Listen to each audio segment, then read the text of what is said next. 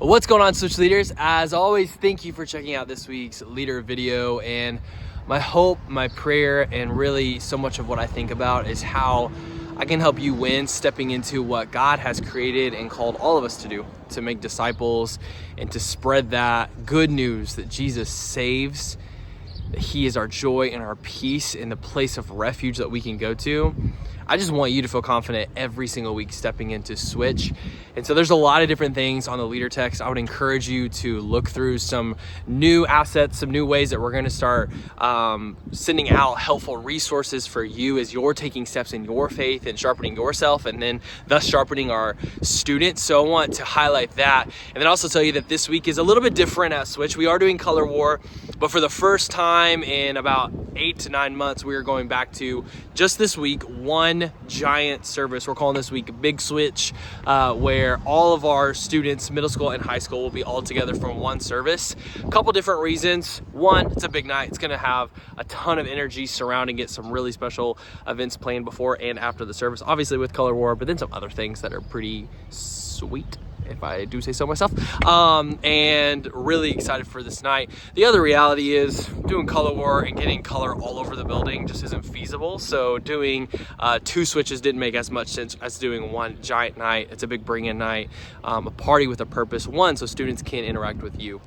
The way you come prepared, the way that you love our students, the way that you follow up with students, the way that you engage in small group, letting students share, challenging students with questions, the way that you reach out to students even this week and tell them, hey, I haven't seen you in a while, would love to have you back this week. This is a great bridge to get students from all different aspects, all different walks of life to our building to hear the gospel, the good news, and a message that's going to challenge where they're at, but then lead them further, which is what we do every single week at Switch. So I want you to know that one, it's going to look a little bit different jumping into Switch this way this week.